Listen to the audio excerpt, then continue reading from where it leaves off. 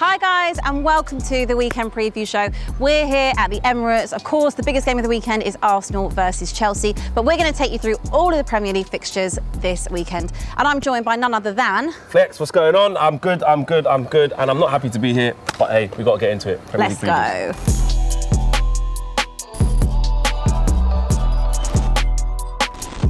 Okay, so Flex, let's get into this Arsenal versus Chelsea game. Yeah. So we all saw Arsenal kick off the season against Brentford. Of course, Brentford 2-0. Yep. Chelsea on the opposite hand, away at Palace 3-0. Yeah. What do you think is going to happen here? Everything says that Arsenal should lose convincingly. Lukaku's first game at Chelsea. Yeah. You saw what a horrible time Ivan Toney gave to Ben White. You look at Lukaku, physicality, everything stacks up against Arsenal. However, I don't know how Arsenal managed to do this, but they do. When all the chips are down and it looks like the pressure is massively on Arteta, somehow they find a way. I remember last season when I think he was very close, I'm not going to say very close to getting sacked, but the pressure was on before they was about to play Chelsea again. Yeah. Lampard came with Chelsea and the pressure was on and he went with like Smith Rowe and some of the youngsters and stuff and they played really well and they won the game. I don't feel Arsenal will win, but I don't think they'll lose. I think it's going to be a draw.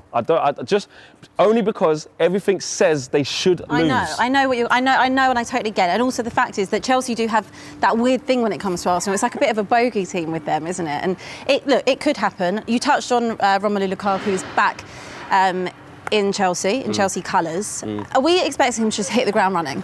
I think with someone like Lukaku who's played in this league for years before, he spent a couple of seasons out now in Milan, I think. I still think you have to have that expectancy of him. Yeah. Well, it's not going to take him too long to hit the ground running. It's not like he's never played in this league before. He's been in this league before. His playing style, he spoke about in his interviews that, it's a slightly different game here, it's more physical, it's quicker, etc., but Italy was more, tactical and stuff, but this is Lukaku, man, he's a goal scorer. But you had him at United, right? So obviously, do you think that he's a better fit for Chelsea in the way that they play? I do, but also Lukaku's a better player now as well. Yes, in terms of scoring goals, he's always done that, but he admitted himself, he's a more polished player, his back to goal. He learned that under Conte, he really did well in trying to add that layer to his game. So I think Lukaku's a more complete striker than he was when he arrived at Old Trafford and some of the flaws we saw in his game, even though the goals have always been ever present. Yeah. So for me, at Chelsea, to answer your question, he is like that final bit of sprinkle that they needed. On the top. Yeah, 100%. I think that's what they lacked, the fact that they didn't have the goals up front. They spent all that money on Timo Werner with no return. Kai Havertz, again, I know rewarding them in the Champions League, but they were missing that pivotal person up front. I think it's a great signing for Chelsea. Defensively for Arsenal, we saw Ben White. The games he played against Spurs in the Mind series in pre-season, and of course last week at Brentford. He hasn't had a great opening account to his Arsenal. He had a tough time. He has, yeah. It's been tough. Do you think that 50 million was just a little bit too much for Ben White? There's always English tax on players. You're speaking to a Man United fan. We paid 80 million for Harry Maguire, although he's starting to show that actually he's an 80 million pound player, to be fair to him. But at the time, it was astronomical. You're always going to have that extra, 20, 30, 40 million on top of English players.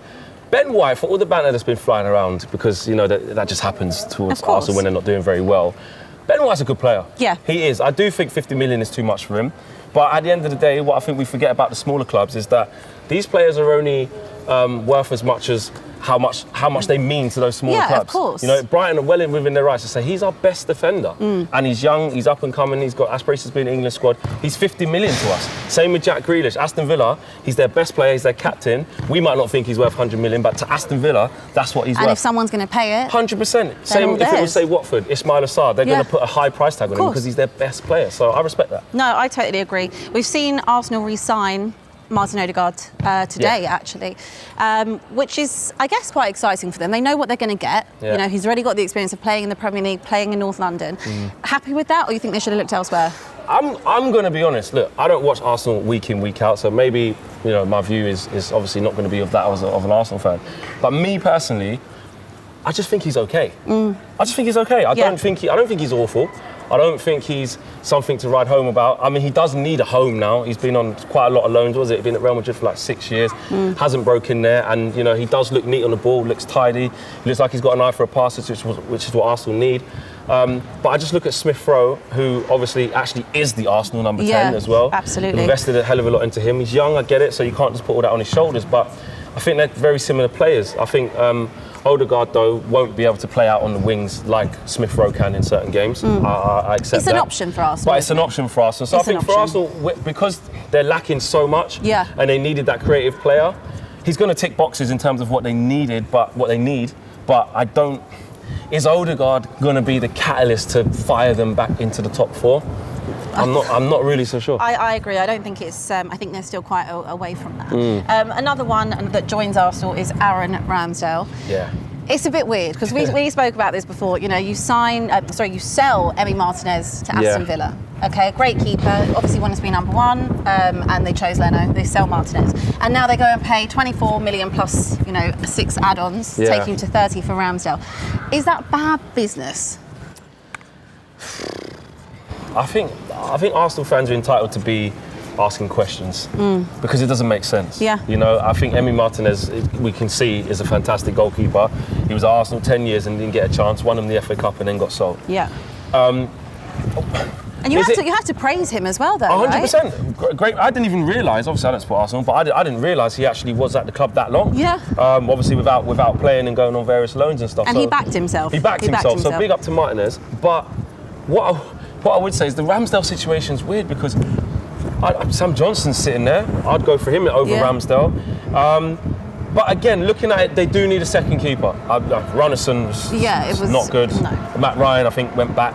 So they obviously need a second keeper. And if Leno's not planning on staying around past this season, maybe they know something we don't know and they're planning for that. He's a young English keeper. Maybe. Look, it could work out that the money they're paying will turn out to be a good thing if that happens, if Leno moves on. But it just seems a little bit of interesting and poor business to sell a better keeper and replace him with someone that may potentially 100%. Not be as good. No Aubameyang and Lacazette against Brentford, and apparently there is no Aubameyang and Lacazette against Chelsea. Do you think there's something going on behind closed doors here, or is it COVID? I think, look, we live in a COVID world now. Yeah. For me, I think there's got to be something else in it, because it's not going to be a huge surprise if Arteta says before the game, Pierre, Aubameyang and Alex Lacazette picked up some symptoms and they're self-isolating. That's the world we're living in. And self-isolating. We'd believe that, wouldn't we? 100%. So if you really wanted to just quash it and just make sure nothing really comes of it, I do not understand why he wouldn't have just told the truth, unless there was something private, something bigger, something more controversial that he had to keep a lid on. It was just strange that they just said illness. Oh, and even the way he said it with that little Arteta smirk with his little Lego hair, like it just stunk of something going on. And we have seen they've had disciplinary actions before. So previously. Look, we don't know what's gone on. So I'm not one of these fans that will go in when I don't know all the facts. Yeah. But it seems fishy. Something's up there. Something's not adding up. Yeah. Let's talk about Chelsea a little bit more, because last time they were at the Emirates, Chelsea won 2-1 after being behind. Yes. So look, we know what Chelsea are bringing to the table. They're European champions. They've just won the Super Cup, and here we are. They have such a good team, and they're on a 6-game unbeaten run. What do you think? They will be coming in confident. Tuchel will be licking his lips. Chelsea fans will be very confident of winning this game, and rightly so with how things are going and how it looks at Arsenal. And it's a big season for them. Huge. For him to come in, they could have won the FA Cup, didn't quite get over the line against Leicester. He could have done a double in like half a season. And it's mad the impact he had from coming in. And you know what people were saying at the time? I mean, and I was one of them, I'll be honest. When Lampard got sacked, I thought they had some quite winnable games. They had Wolves, they had Burnley. I thought I'd just give them a little bit longer. But Tuchel came in, absolutely smashed it. So they're going to be very, very confident. And they proved that was the right decision. 100%. 100%. 100%. The only thing I would say is, do you think that are they the biggest challengers to Manchester City? I'm sorry to not include Manchester United in that. We'll get to United later on. They've got to be up there, 100%, because their team looks complete. Yeah. So I'd say, All right, Flex, score predictions. Yes. Tell me. Arsenal are going to do that Arsenal thing where everyone expects them to lose, their own fans expect them to lose. They should lose, but I don't think they will, and I think it's going to be 1-1. Wow. Yeah, I think it's going to be 1-1. Who are you backing to score for Arsenal then? No Aubameyang and Lacazette? Chelsea own goal. Wow.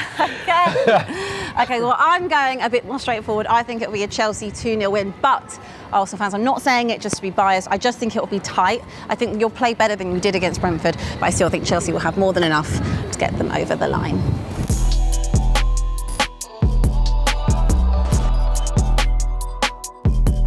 let's get into the other games of the weekend. So let's start with Liverpool versus Burnley. Now, this is the game last season, Flex, that saw the 68th unbeaten run at Anfield come to an end for Liverpool, right? By Burnley. What do we think this one has in store? It's a very different Liverpool. As much as I would personally love for that to happen again, I can't see it. What we also got to take into account is this is Liverpool's first home game. Fans. Atmosphere is going to be loud, intimidating. They're going to be absolutely on it. Yep. They're back to full fitness. They've got key players back. I know Henderson's, I think, still injured, isn't he? Yep. But the main hitters are back, and I think it's going to be a really uncomfortable afternoon for Burnley. I do agree with you. Like you said, that the Liverpool fans are the 12th man, effectively, in Liverpool's season. We saw that massively over COVID. The loss that they felt from that.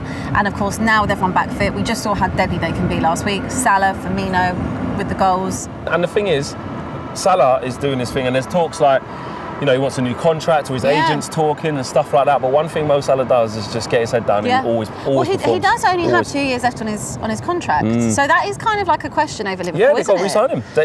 I think their policy this year, with not many incomings, Konate being the main one, if not the only, I think, is to re-sign their best players and make sure that they stay. They tried to do that with Ronaldo and it didn't quite work, and they've made sure they've tied down Jordan Henderson, Trent, they've tied down Alisson, they've tied down Van Dijk. So they're going down that route of trying to retain their best assets.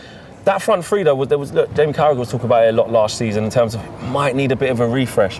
Either one of Salah, Mane, or Firmino to maybe go out so they can refresh it. Jota's come in and kind of given that spot because he's on a bright moment as well. Again, got a goal in the beginning against Norwich in their first game. So I do think that's Liverpool win all day. Yeah, I agree with you. You touched on Konate, who's also come in. Yes. And of course, Virgil is back. So we assume that Virgil stays fit. Thiago Henderson could return.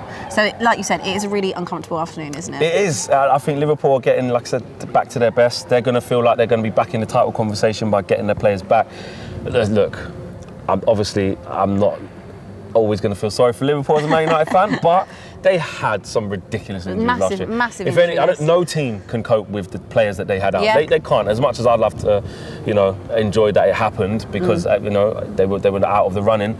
They're not going to be like that this year. So very uncomfortable afternoon for Burnley. What about your thoughts on Burnley? How are they shaping up for this season?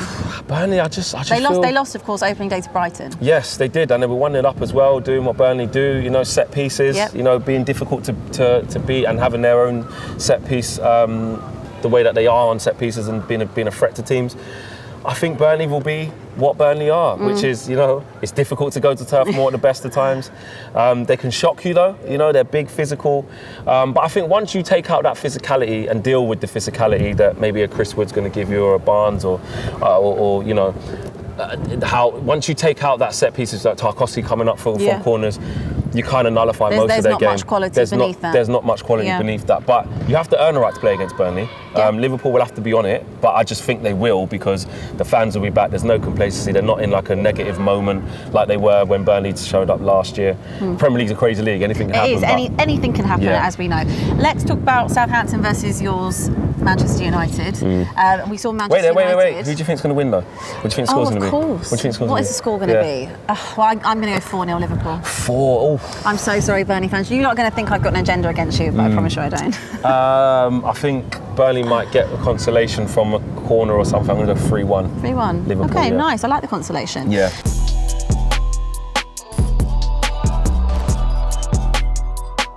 All right, so Flex, Southampton versus Manchester United. Now, we know that you got off to a great start to the season. I'm sure you're going to tell us all how good that was. No, good game. United winning, was it 5-1 against Leeds?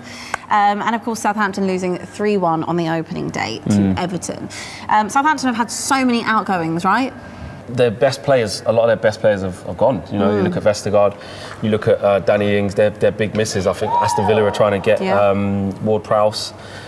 So that's 2 real big misses for them. 2 real big misses. Have they brought in anyone, Southampton, that you think are relatively good replacements? No, I looked at their team against Everton. They played a 4-4-2, and they lost Bertrand as well to Leicester on a free. Me personally, I didn't look at that team and think obviously it carried the same weight as the players that left. Obviously, they're new players. They've got to be given a chance, so we'll have to see. Southampton fans will obviously want to be backing them players to kind of fit in, but I think they'll also know that, Vestergaard, Danny Ings and Bertrand. Massive misses. Really, really, really key misses. So we'll have to see how those new players kind of develop. Yeah, huge. And in comparison, obviously, with United, I mean, what a start for Paul Pogba and Bruno Fernandes. Yes. I mean, a hat-trick, 4 assists. They were on it. They were on it. Leeds were bad. Leeds were bad. Leeds, well, not at the beginning. It was an open game, and I think when we first beat Leeds 6-2 last season, that was a shootout. Yeah. They gave as good as they got. They had loads of chances. That game could have been about 15-12. It was a crazy game. I look back and I think, how was that 6-2? We all said it as United fans. But this one was different. We had an element of control over the game. We made Leeds kind of not be able to counter very quick. We killed their counter attacks very quickly, and dealt with their kind of energy that they come with. You know what I mean? And just interrupted their game by keeping the ball. So, but one thing with Leeds is that where you say where they were bad is as soon as they kind of concede 1 or 2, the floodgates open, which even their fans are getting onto Bielsa for. So. Well, they play that attacking formation. That's how they play. We're going to talk about Leeds in a bit. Yeah. Jadon Sancho made his first start behind a game that was behind closed doors against Burnley. Yeah. Cavani and Bally returned as well. So United are looking good, aren't they? Yeah, I mean, to win 5-1 without some of the players that were there, no Marcus Rashford, no Cavani, no Sancho, no Varane. There's a lot of players not in there. Eric Bailly is going to be somewhat of a utility centre-back now we've got Varane. But it was good for Sancho to get a few minutes, about 10, 15 minutes against Leeds. But yeah, the game again behind closed doors with Burnley is massive because I think he'll start. And it's all about fitness as well and working him back to it. Southampton. Score prediction? I'm going to go with 2-0 Man United. I think it's a big test for us though, because look, if we avoid defeat, I think we match Arsenal's away record as well from the Invincibles. Wow. We've got an excellent away record, but most of it was with no fans there. Yeah. And it is still Southampton's first game back with fans. It does change the dynamic a lot. So I'm interested to see how we cope with that. I'm confident that we will though. We're in a good space. I think it will be 2-1 to United. I still think Southampton will give a little bit though. Yeah, think they'll score? So we'll have to wait and see.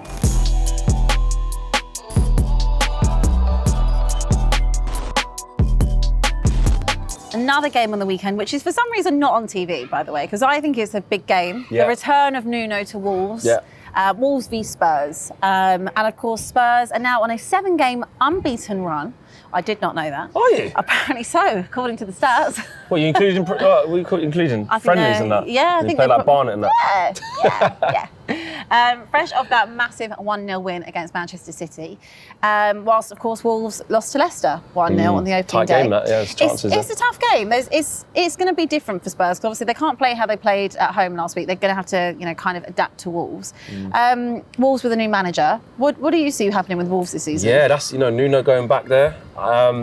Their first home game back with fans, and as a United fan, we haven't beat them there in the league. Well, with fans, we haven't. We did last game of the season, but it's been a bit of our bogey side, and I know what an intimidating place that can be to go to. Wolves, Molineux, fans are going to be really, really loud. And they're a physical team as well. Physical team. And against Leicester, they should have scored at least one. Yeah. I think Traore was clean through. Jimenez was close as well. They had chances. I do feel that it's interesting what you say. I don't think Spurs can play in the same way they played against City. That was a perfect game plan for City. Sit back, hit them on the counter attack, exploit them on the counter. That is the best way to play against Manchester City, especially when they've got players out.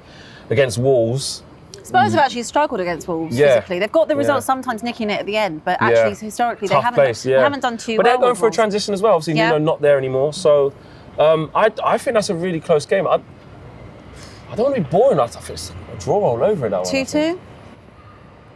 1-1. 1-1? Yeah, I think 1-1. I think there'll be goals in that. You think? Actually, you guys at the back, Spurs. I mean, Traore though was almost like, I think he was playing up front. I think they played with like a 2 up front. And he was on it. He was on it. He always gets into great positions. He's so quick, he's so direct. Can he cause Dyer and Sanchez problems? Well, if they play how they did against Manchester City, they looked fantastic, Dyer and Sanchez, literally faultless. Raul Jimenez is back and he's likely to start How first. good is that, by the way? That is amazing. How good is that? I like people would Raul never Jimenez. have thought that. The injury here actually was against Arsenal. Exactly. And when you think about that, how he's come through that competitive game, it's amazing to see. Harry Kane, we can't not talk about Spurs and not mention Harry Kane. Back in training. And look, he's still this is still up in the air. Will he go? Will he not go? We've got 12 days left as it currently stands. Doesn't look like from a Spurs perspective he is going unless there is a reasonable offer on the table, which there has not been. Yeah. Let's say he doesn't go. Do you think he owes Spurs fans an apology? Yes. I was going to say, pick your words. Yes. No, I do because he put out a statement already, which didn't really make sense to me. Yeah. I don't know what it was received like on the Spurs side of things. Not well. I think, right, okay. Look, Harry Kane's obviously been he's Mr. Tottenham. Yeah. He is. I do not buy into this whole, he's a saint, he's a this. At the end of the day, he was supposed to turn up, he didn't turn up. Yeah. Do you know what I mean? It's as simple as that. If it was other players, we'd really see what it was. So if he does not get his move, I do think he then needs to come out and say something, apologies, as you know, it was a difficult situation, I apologise, whatever. Yeah. So to answer your question, yes, in short. Do I think he will? No. You don't think he'll move? No. Do I think he'll apologise? Oh, no. okay. I think he'll get his move. You think he will? I think he'll get his move. Why do you think that? I think that, and I don't mean it will definitely be now, maybe January or whatever, but one thing about Daniel Levy, 100%, whatever that price is that he set, what was it, 150? It's 150 million is the price. Pounds. Pounds. You're right. So... It's a lot of money for a 28-year-old. Yeah, but he is that good. Like, he's got another 3-4 years left at that level for me. I think Harry Kane is unbelievable. One thing I will say about Daniel Levy is that Harry Kane will not leave that building unless that price is met. And I have to say, Daniel Levy gets a lot of criticism, and I'm one of those people that has not been particularly happy with the way that the club's been run, especially in the last 3-4 years, by Enoch and Daniel Levy. But I do commend him on standing strong so far. What about this thing about then he's broken the trust then because he's told Harry Kane if 100 million bid comes in for well, you, look, that's we'll let you go? Firstly, if you take a gentleman's agreement against Daniel Levy, that's on you. Yeah. If you sign a 6-year deal and don't put a contract in, that's a clause in, that's on you and your management team. And I have to say, I think the PR side of it has been atrocious for Harry Kane, whether it's been his agent, who's obviously his brother, behind it, or a new agency I read yesterday is taken over, and they put out that terrible article in the Telegraph. Another one was just terrible. It's a mess. It is a mess. It's a mess. Look, he's come back into Spurs, he scores a few goals, everything's forgotten. Yeah. But I still think he'll be a Spurs player by the end of the window. I hope he's still a Spurs player. He ain't going to play against Wolves. He's not going to. He's not going to play against. You never Wolves. know. He's not. And there was a lot of narrative yesterday, them saying, "Oh, well, he hasn't travelled, for the conference game." Well, neither has any of that starting 11 from last Sunday. So that's another way to look at it. We've done predictions, haven't we, on that one? Yeah. Leeds versus Everton. Now, this is massive for Leeds. Game, yeah. Massive. Yes, it is. It's their first game back with fans since they come back to Premier League. Obviously, they missed it all last year, as we all did.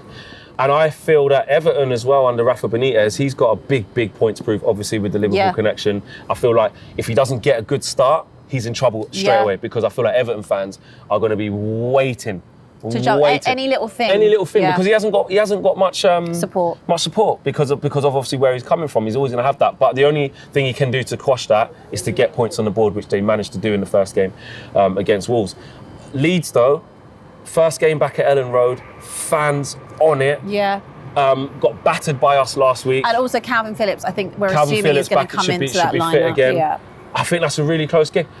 But I still think Leeds are too open. Leeds haven't won in 7 attempts. Did you know that? I didn't know that. And you think that that's not a Leeds stat because of how well and attacking they play. But I mean, if they play how they did against you lot, they're going to have a tough season. Yeah, I think Everton. I'm going to go with an Everton win. I'm going to go with James Rodriguez still isn't featuring. Does that change your mind?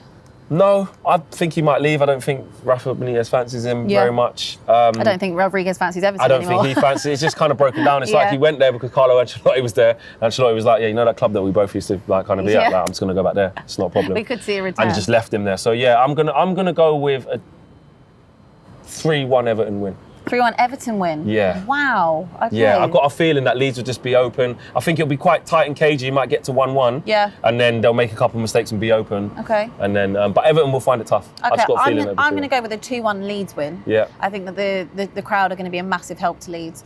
And I think Calvin Phillips coming back into that side also is a big asset to them. Yeah. West Ham versus Leicester. I like that game. Monday Night Football, we've got MNF back. We love MNF. West Ham haven't lost in their last 5 matches. And Leicester are pushing for Champions League football again. Yeah, exciting game. If you look at Leicester, the last 2 seasons, finishing 5th when they've been 4th the whole year. Third at times. Yeah, second. How have they managed to not get over the line? They just run out of steam, innit? I mean, last year against you guys, against Spurs, you wasn't really playing for much, but and you were losing twice in the game. We were losing twice, and we won 4-2 in the end. And you come back and win. Harry Kane a good few goals in that game. I feel they're going in such a good direction though with Brendan Rodgers. I think Brendan Rodgers is a great manager. I think, what is it, their first FA Cup in 50 years or whatever. Community Shield. Opening win. So it's really going well for Leicester right now. It's a really exciting prospect and an exciting project. They're like the people's club. Yeah. Like nobody can have a bad word to say against Leicester. Like the way they've come into the fray. And it's just the way that they kind of, also talk to the fans. 100%. You don't see, there's clubs, like Spurs, like, Arsenal United as well. 100%. Have had massive issues with the board and things like that. But top to bottom. Leicester seem to really communicate with them fans and have that family and feel. Obviously with the tragedy that happened to the owner, of course, and the way it was taken on by his son, and everyone respects them. But I think onto West Ham though, again, brilliant season last year. They're looking to kick on from that. I still think they're going to get Jesse Lingard.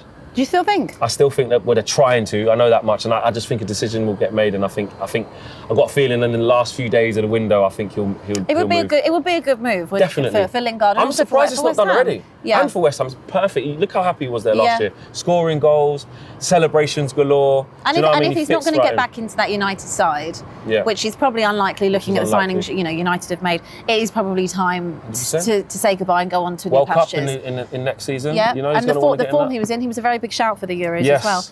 The only thing with West Ham, I would say, is that they have European football this year. Do they have a big enough squad in their depth to kind of compete on both fronts? We've seen it in the Europa League, playing a Thursday and a Sunday. It really takes its toll on you. It does, and you need that depth. And obviously they haven't been there for so long in Europe. West Ham, they're going to have to make key decisions because I don't see. It's the first time getting there in a long time. I think they should go for it. They should try and play focus on a stronger team. Yeah, 100%. See what they can do in the Premier League. But I do think there's going to be areas where they struggle, a bit of fatigue. But I think they've got a good squad, especially if they add Jesse Lingard to it. That's even more depth. No, I totally And I was agree. impressed with them against Newcastle. Bit of a shootout. Yeah. And they were losing twice and managed to come back and then show the class. They showed character. Ben Rama looks quality. I think he's starting to show what he's all about as well. I thought he was good at Brentford. I remember him, before they signed him. And I thought that's a really good signing for West Ham. Last thing on Leicester is Patson Daka could finally make his first start. He was on the bench, I think, for Wolves. Good signing. Very good signing. It's Leicester. That's what I mean. Like, it doesn't matter who they lose. It doesn't matter who people coming in for James Maddison, whatever. If Arsenal want to do that move, it doesn't look like it now to the Odegaard. But in general, they're not afraid to go out and find gems. Yeah. And Patson Daka is definitely one of them. And of course, Samara as well. Yes, good player. Score prediction for them? I'm going to go with a 2-1 West Ham win. I think I'm going to match you on that as well, because I think that having fans back as well for the first few games, I think that's going to be massive. For whoever's playing at home and away. A few other games to just briefly touch on with score predictions. Manchester City versus Norwich. It's going to be a tough afternoon. That is going to be a bloodbath, I think. Yeah. Again, you never like to completely write teams off in it because it is the Premier League and things can happen. But they beat them, didn't they, last time they were at Norwich? Exactly. Yeah. So you never know. You can't write off the smaller clubs. I hate when people do that. You can't write off smaller clubs, but I can't see them winning. Be honest. What's your prediction? That's a 4-0 off. You think that's a 4? I'm going to be slightly nicer. I'm going to go 3-0 Manchester City. Aston Villa versus Newcastle, a new look Villa without Jack Grealish. Yes, a new look Villa without Jack Grealish, who got put to the sword by Watford. They did. They got put to the sword by Watford, and they need to show a reaction. They need to show a reaction because that was, with all the players that they've brought in because Grealish is gone. They've got a very exciting squad. Yeah, they do. Very exciting squad. Really good signings. They have more options now. More options. They had. Really efficient with getting them in. As soon as Jack went, players were coming in. Packed out Villa Park. Yeah. Do you know what I mean? So that's a big game. I think Villa. And also Newcastle, looking at that, how they are. It's going to be another one of them years. It is going to be. Bruce, man. It is. You know what? And I feel sorry for the Newcastle fans because they do deserve to get something better. Why is it that Newcastle only start playing the last 10 games of the season? Every year. It's when the Premier League status is on the line. I know, but I'd be more fuming at that than looking at Steve Bruce personally, if I was a Newcastle fan. But I'm going to go for a Villa win, 2-0. 2-0? Yeah. Okay, I'm going to go... I'm going to say it's going to be tighter than that. I think it's going to be 2-1, but I think it's going to be close, and I think Villa will snatch it late. Okay. Crystal Palace versus Brentford. Yeah, that's an interesting one. Brentford obviously, hurt these lot here badly, really physical, outbullied them, outmuscled them. Palace didn't. It's always going to be difficult against Chelsea first game of the season. Yeah. Can't really judge it on that, can we? No, you can't really judge it on that. And of course, Patrick Vieira is now in charge. Yes, first home game as well. I think they've got to give a better account of themselves. I would say I think 1-1 again. Actually, 1-1. I think 1-1. Yeah, I think 1-1. I think that's a fair prediction because I don't know too much about Patrick Vieira's playing style yet. Yeah. Obviously, they've had a lot of ins and outs, haven't they, in the transfer Big transition window. from them, from Roy Hodgson, Very a lot big. of older players through to now younger players. And it's a whole new mentality he's trying to put in their mindset. Brentford, very good team. Really enjoyed watching them. Especially enjoyed watching them last Friday night when they beat Arsenal. Yes. I think everyone did. I think I'm going to go with you. I think it'll be a draw too. I'm going to go 1-1 as well. And finally, we have Brighton versus Watford. Yes. I like Watford. They're like my second team. I think with the show with Pippa, I think you said they're a yo-yo club. They are a yo-yo club. They're not. They've only been relegated twice in like 20 years. Yo-yo. They're not. They've been in the league for like 5 years, and then they weren't, and then they come straight back. So that would be a yo-yo. No, that's not consistent. That's just they done well to stay in it for a long time, got out of it, and come straight back. They're going to win 2-1. Away at Brighton? Yes. Okay, with Graham Potter. See, I think people put disrespect on Graham Potter's name. I think they put too much smoke on his ass. He's a very good technical coach. He's very good. Just because he's not the media, personality that people want, and we see in other managers, and he goes under it. He does his job very nicely within the restraints that Brighton have, and they do have a lot of restraints financially. And let me tell you something: if Brighton can actually get a striker that put the ball in the back of the net, they'd be dangerous. They are missing that, and that's why I think they'll still be in and around where they always are. I think Watford are confident. I think there'll be goals in this game. 100%. I think since the new manager's come in, I think he's really settled them down, and he's a really good guy. He's a really exciting guy. And I look at Ismail Assar. He almost retired Target last week. Yeah. He was unbelievable. Such a good player. I think there's goals in this game. But I'm gonna go with 2-1 Watford. What are you going with? I'm gonna go with.